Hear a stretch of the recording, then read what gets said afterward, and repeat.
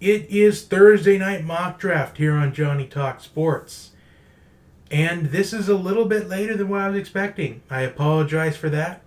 I will upload this a lot earlier next Thursday. And just to plan out all of the mock drafts, I know I'm saying Thursday night mock draft, but there's either two things I'm going to do. One Thursday, we might end up skipping because it's the first weekend of March Madness. So we'll either maybe skip that week, or we'll probably just do it maybe on Friday night, or we might just do maybe it on Wednesday night. But we'll probably end up skipping 1 week because of the first weekend of March Madness. I know that the Sweet 16 round also starts the next Thursday as well, so we'll probably bump up that week to Wednesday. So just kind of planning accordingly, and I'm letting everyone know well in advance. Other than that, there shouldn't be any issues. We're going to do one every Thursday leading into draft night. So I know the draft starts on a Thursday night, so I'll probably end up putting up the final mock draft probably the Monday or the Tuesday night before the draft. Most likely Tuesday night. So we will plan out the schedule. I'll let everyone know what I've decided kind of when we get a little bit closer to that time. So just like 1.0, I'm just going to read off the names. I'm not really going to go in depth on every single pick. Like I said, right now it's not really the time to do that. We got to wait till the combine. We got to wait till pro days. We got to wait until the free agency season starts. So I'm not going to go in depth on every single pick. I'm just going to do maybe a couple of them stick out to me, maybe make a final statement on it, and then we'll call it a video. So just like 1.0, just reading off the names. If you just want to look, I'm going to put the mock draft in the description box down below. So just like 1.0, if you just want to see who your team drafted, I'm completely fine with that.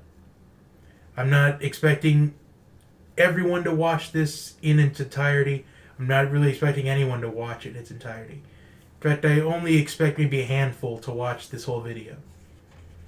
So let's get right to it. With the first overall pick, I have the Cardinals going with Nick Bosa, defensive end of Ohio State. Not really a shocker. Consensus number one pick right now. Unless something dramatically changes, he'll be the first overall pick. Number two, I have the 49ers going with Josh Allen, defensive end, linebacker to Kentucky. I know this is kind of a flip because I had them going with Williams out of Alabama with the second overall pick in 1.0, and that's Quinnen Williams, not Jonah Williams. So Josh Allen moves up to number 2 in mock draft 2.0. Number 3, the New York Jets going with Quinnen Williams, defensive tackle of Alabama. Number 4, Rashan Gray, defensive end out of Michigan. Number 5 of the Buccaneers going with Greedy Williams, cornerback, LSU.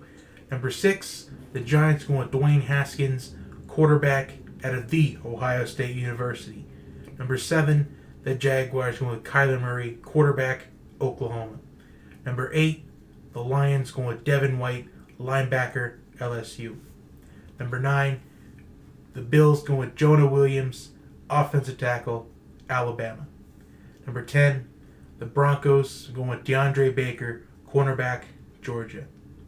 Number 11, the Bengals going with Jawaan Taylor, offensive tackle, Florida. Number 12, the Green Bay Packers going with Ferrell, defensive end, Clemson. Number 13, the Dolphins going with Drew Lock, quarterback, Missouri. Number 14, the Falcons, Montez Sweat, defensive end, Mississippi State. Number 15, Christian Wilkins, defensive tackle, Clemson.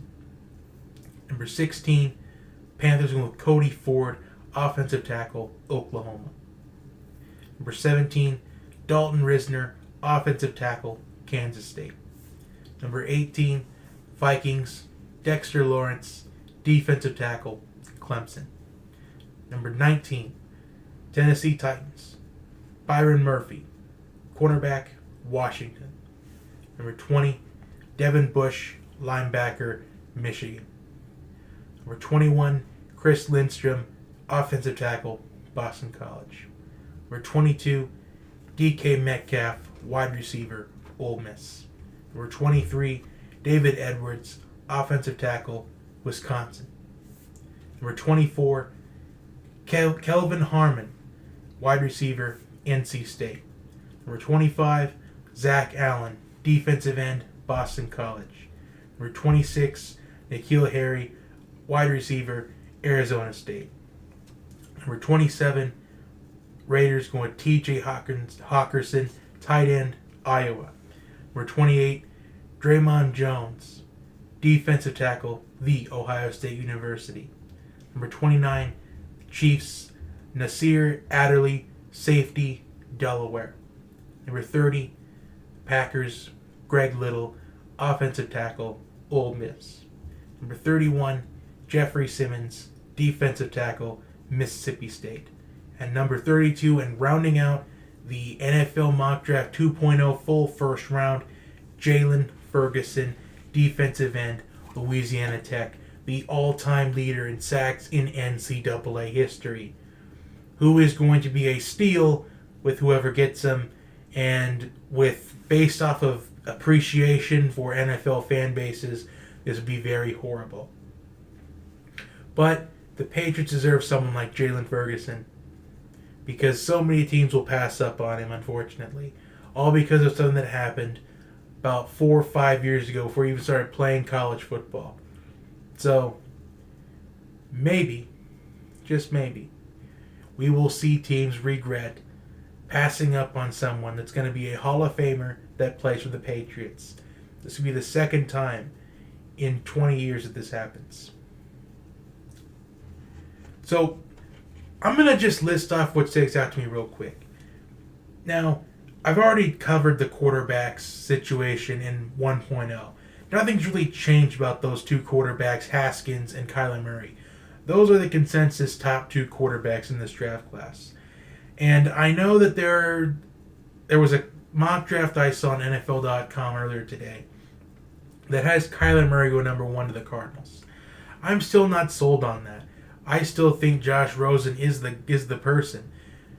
Although, unless they're planning on trading Josh Rosen to somebody like the Dolphins or maybe even the Raiders, I just can't even see that. I can't see them trading a quarterback just to get another quarterback that you're not necessarily going to get sold on either. It really doesn't make sense to just keep switching quarterbacks every chance you really get. And that's why Cleveland has been horrible all these years. Because they switch quarterbacks every chance they get. And teams that switch quarterbacks every chance they get, they never win. We've seen that with the Browns. We even see that on other occasions as well. Just switching quarterbacks every chance you get. I mean, sometimes it can be successful and it works out. But more times than more, it doesn't happen more often than it does happen. It doesn't work out. So, the Cardinals, they have really no sense or business drafting Kyler Murray with the number 1 overall pick, unless you're going to trade Josh Rosen. Although I have covered earlier, once Kyler Murray declared for the draft about a month ago, Kyler Murray reminds Cliff Kingsbury of Johnny Manziel. He has the skill sets that Cliff Kingsbury wants in a quarterback. He's got the ability to extend plays like Johnny Manziel. He's got the arm strength of Pat Mahomes. He's got the speed of Johnny Manziel. And he's got the chip on his shoulder like Baker Mayfield, the competitive spirit like Baker Mayfield does. So, he has all the characteristics of a quarterback to Cliff Kingsbury. So that's the only reason why they would draft someone like Kyler Murray. They don't think he's going to be an immediate franchise changer. I think Kyler Murray will be a franchise changer. I think he's going to be a game-changing quarterback if he falls in the right system. I think with a connection like Cliff Kingsbury, this could work out if they give him time. However, do the Cardinals have resources to give up? Could they trade David Johnson to somebody like the Eagles and get that 25th pick and use it to move up to maybe somewhere in that area and maybe get Kyler Murray. Because right now, depending on what happens, I think it's very possible we're going to see the Cardinals trade back into the first round if they take Nick Bosa. And I'm just letting everyone know that right now, just when it happens. That way I can just say I told you so. That way you heard it here first. If the Cardinals go with Nick Bosa, number 1 overall, they will trade back into the first round and draft Kyler Murray. They're going to trade David Johnson to someone like the Eagles, and they're going to move right back into that first round. They're going to use that 25th pick. They're going to use it to move up even more. So the Cardinals, they're a team to keep an eye out on once it's draft night. Another thing that's sticking out to me, I have a lot more offensive line picks, a lot of O-line picks than I thought I was going to have. I think I had maybe about 5 in 1.0. I think in this one I have maybe 6 or 7. So if you noticed, and if you paid attention to the mock draft, or if you're looking at the mock draft in the description box, you're going to notice that these offensive tackles, it seems to be a commodity of offensive tackles once we get lower in that first round. Like, we see a couple of playoff caliber teams going with offensive tackles. We see the Browns, who, if they can draft smart this season, we could see them in the playoffs. We see the Packers going with an offensive lineman. We see the Texans going with an offensive lineman. Because you want to protect that franchise quarterback. It wouldn't surprise me if we saw an offensive lineman if we just saw kind of a huge market rush of offensive tackles getting selected. It wouldn't surprise me if we saw maybe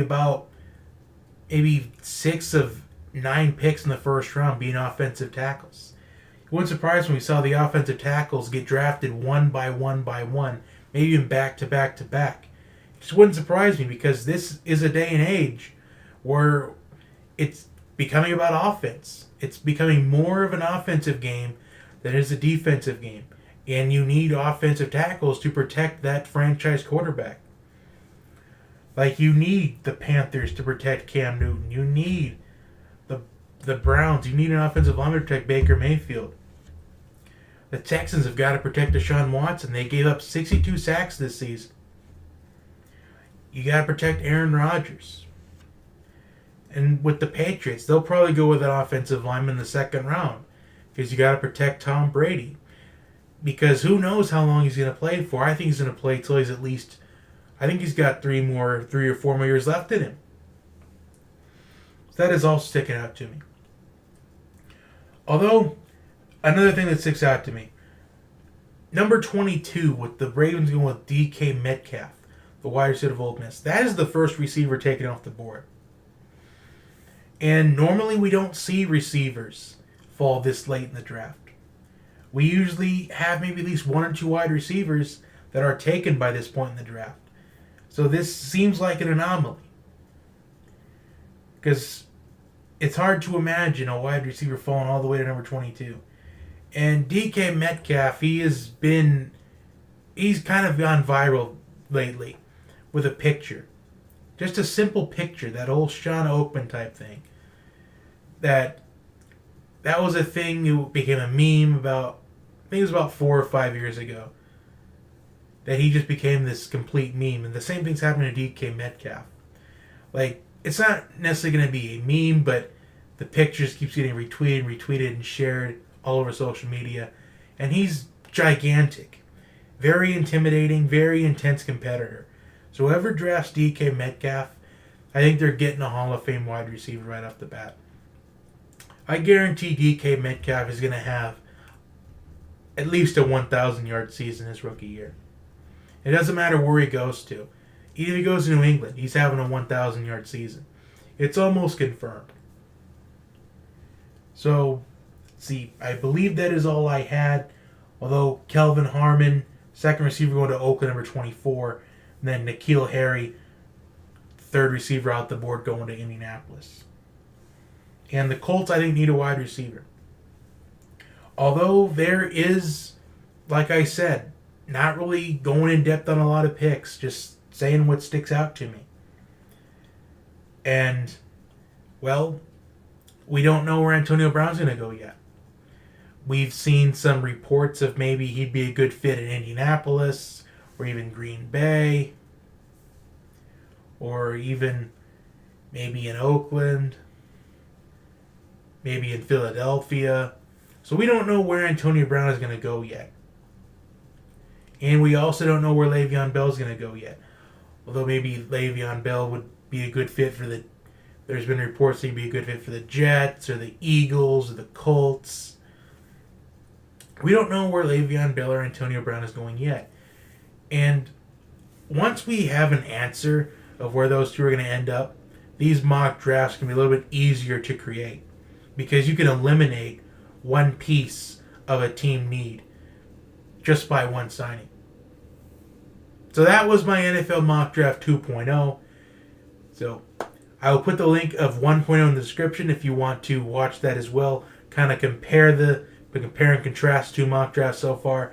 Once again, we're going to have these up every single Thursday. Mock Draft Thursday, Thursday night mock draft. I will see you next time. Have a wonderful day or night. Whatever you're watching, I'll see you next time.